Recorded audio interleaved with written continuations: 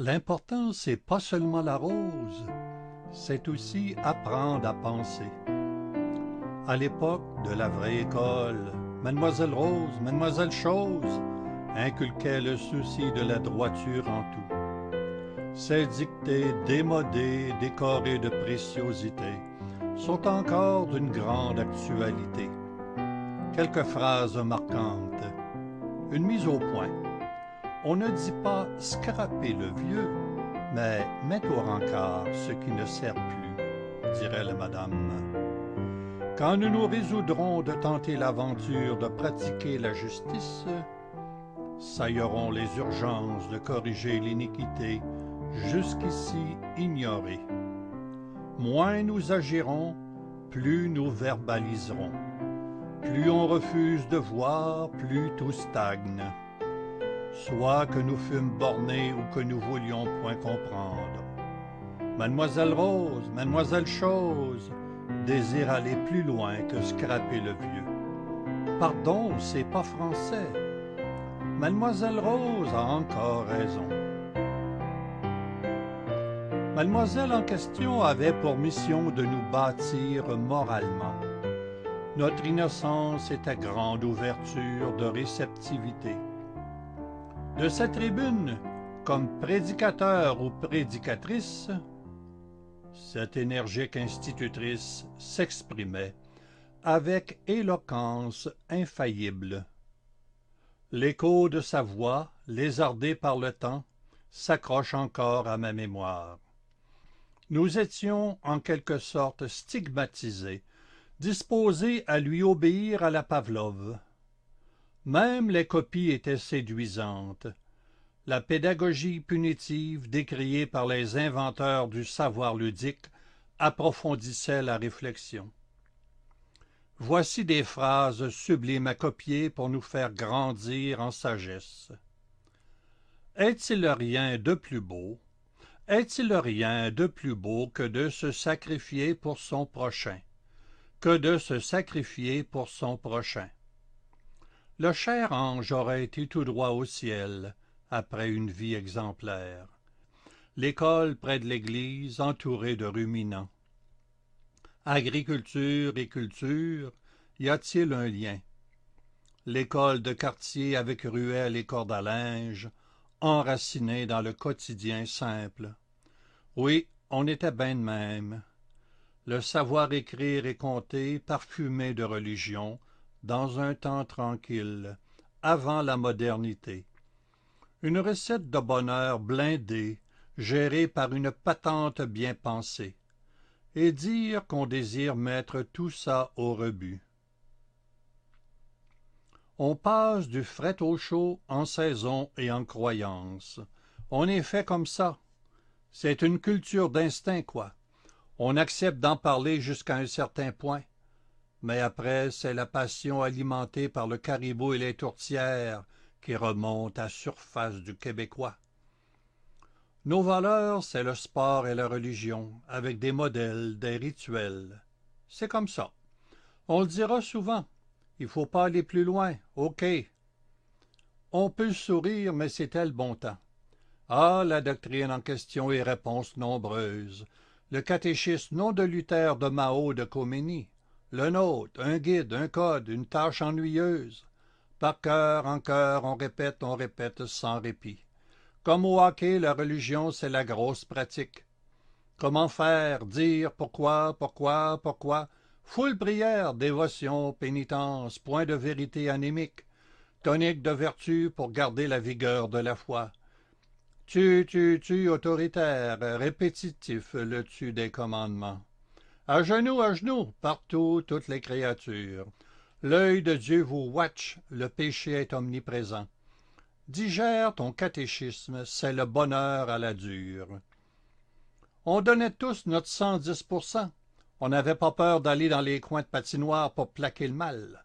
On aimait presque souffrir, on le savait. Hors de l'Église, point de salut. On avait la vérité de notre bord. La religion, c'est un peu comme notre beau linge du dimanche, mais on aimait mieux celui de la semaine. Le petit catéchisme, c'était pas si pire. On était en gang.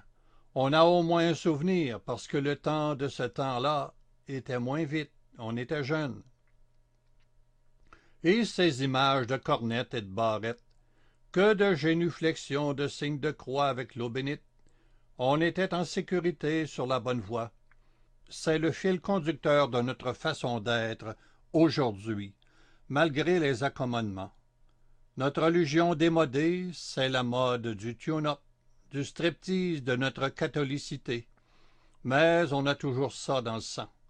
On aime une histoire simple et un peu naïve, et sachons rire du passé. Ça brasse, s'il vous plaît, dans la shop aujourd'hui. La religion et ses collusions et ses contradictions. La religion encore pour faire monter la pression de tout le monde, une cacophonie. Doit-on dire une église, monsieur le curé, madame curé, papis, popessa, prêtresse? Union entre elle et lui, elle et elle, lui et lui? On marche sur la corde raide, on est en beau maudit, on est sur parvis, ou on a sacré le camp, l'espoir est timide. C'est la toile d'araignée. L'encens est dissipé, les enfants de Marie ont grandi, plus de latin, plus de col romain, le grégorien cède à la vulgarisation, les femmes dans le décor, les temples en condo, le sexe fait des ravages. On respire par le nez, attention à la toile d'araignée. Comme dirait l'autre, les deux mains sur le volant, les yeux sur le GPS, et les remises en question aux prises de conscience. C'est comme chercher les fameuses conditions gagnantes d'un certain Bernard Landry et sa fameuse démarche savante. Audi alteram partem. Audi alteram partem. Que de soupirs et d'aboiements religieux. C'est gentil cette abondance de nuances et de vœux pathétiques. À chacun sa courbette, sa toune, pour faire danser sa vérité. La nostalgie du passé, c'est bien fort. Ne perdons pas le réflexe de regarder vers le haut. Time has come de bâtir ta route, après la maternelle protection de tout genre d'encadrement. L'envol sera hésitation ou vertige. Fixons le clocher, notre ancrage à tous. Au sommet, le coq tonitruant. Imaginons les élans des grandes cathédrales jusqu'à la grandiose Rome. C'est une affaire d'apprendre à voler seul. Écoutons les statues aux mains méditatives, autoritaires, suppliantes en harmonie avec quelque chose. C'est un langage de pierre à décoder, un langage qui passe par la patience du silence. Peut-être. Des images barbares, pompeuses, saintes, imposent des adorations stériles, écrasantes. Des statues entre le haut trop loin et le bas trop écrasant.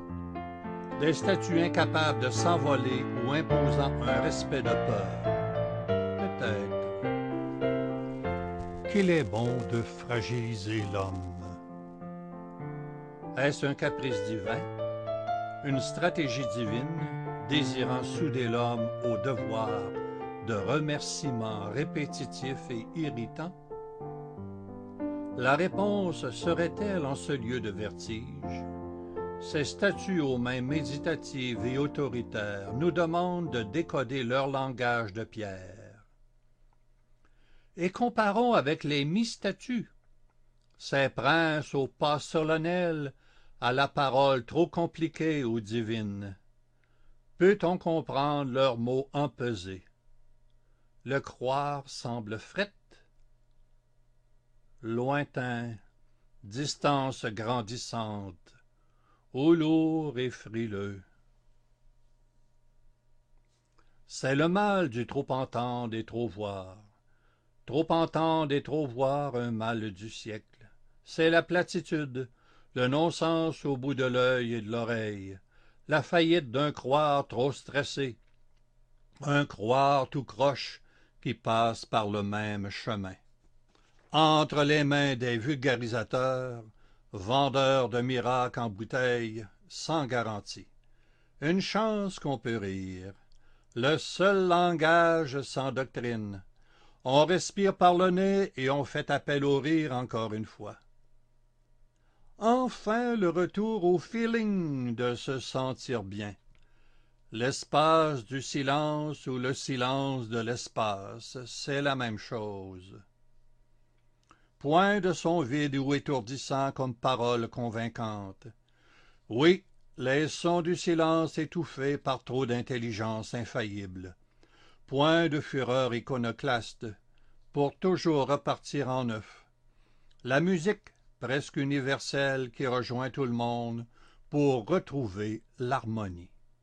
Une musique dans un orchestre de silence. Enfin la voix libérée de bien des distractions. Une voix qui habite toute la terre. Une voix vraie. Tout le monde comprend. Le silence donne le goût de chercher et de se chercher, loin des acrobaties verbales ou doctrinales. L'objectif, la droiture dans la simplicité, comme dirait Mademoiselle Rose. On laisse ça de même. Il faut toujours chercher, se chercher, on a ça dans le sang. Ça remonte à notre Mademoiselle Rose ou Mademoiselle Chose.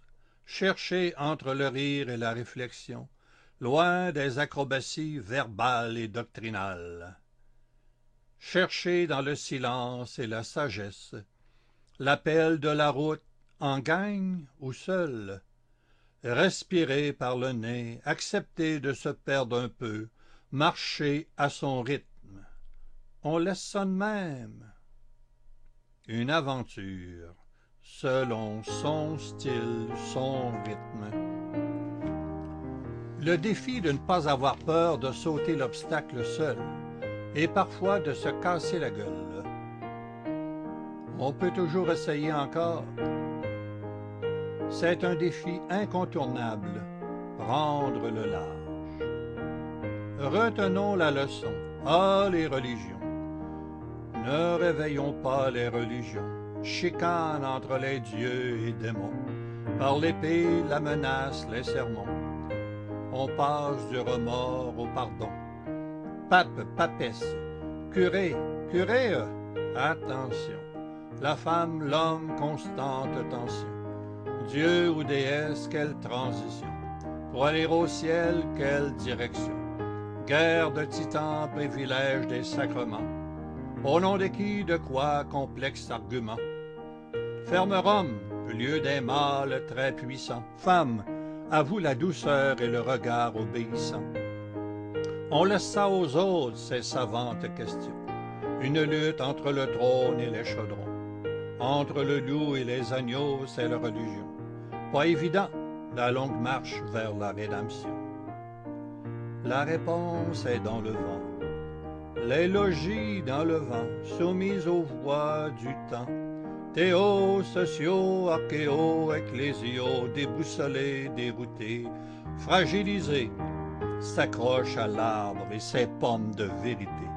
Chrono, crypto, ecclésio sont tristes, épuisés en lambeaux. C'est la descente dans l'ignorance abyssale. Et Mademoiselle Rose contemple le bal.